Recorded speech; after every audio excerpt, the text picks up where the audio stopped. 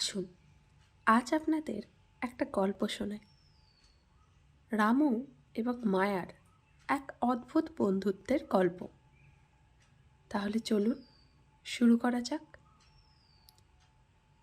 একটি ছোট্ট গ্রামের এক কোণে, যেখানে রোদ আর বৃষ্টি একসাথে খেলে, সেখানে মায়া নামের এক মেয়ের সাথে এক অদ্ভুত বন্ধুত্ব ছিল। একটি কুকুরের নাম রামু।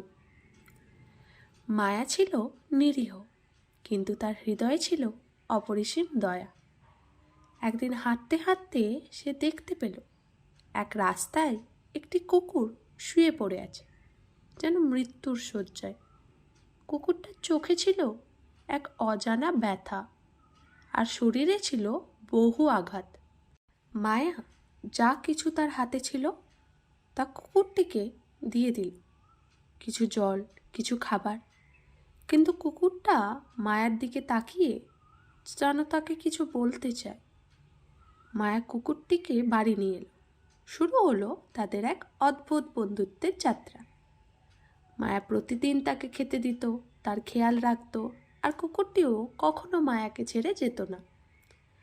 মায়ার ছোট্ট ঘরটা এখন এক প্রাণবন্ত স্থান, যেখানে ছিল শুধু দুজন, মায়া আর রামু। মায়ার মা ছিলেন বিশেষ রোগে আক্রান্ত।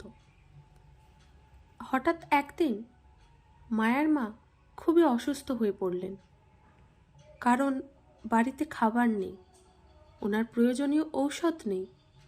মায়া তখন চিন্তিত হয়ে পড়ল। আর ঠিক সেই রাতেই ঘটল আরেক ঘটনা।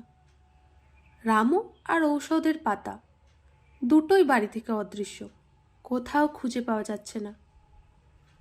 পরদিন সকালে রামু ফিরে এলো। তার মুখে ছিল কিছু শিকড় আর ঔষধের পাতা। মায়ার মা যখন সেই ঔষধ গ্রহণ করলেন, তখন বুঝতে পারলেন এটি সেই ঔষধ যা তার প্রয়োজন ছিল। সে ছিল তার জীবনের এক আদর্শ বন্ধু, যে তার বিপদে সঙ্গ দিয়েছিল। জীবনের অন্ধকারে সে ছিল তার একমাত্র আলোকবর্তিকা।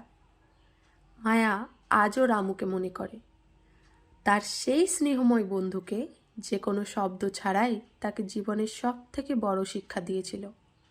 ভালোবাসা এবং বিশ্বস্ততা কখনো শুধু মানুষদেরই নয়, প্রাণীদেরও হতে পারে। এর থেকে আমরা এটাই বুঝতে পারি, সঙ্গী হওয়ার অর্থ শুধু পাশের লোক হওয়াই নয়, জীবনের যে কোনো পরিস্থিতিতে একে অপরের পাশে থাকা। এক অপ্রত্যাশিত বন্ধুত্বের গভীরতা, ভালোবাসা যা ভাষা জানে না, কেবল অনুভূত হয়।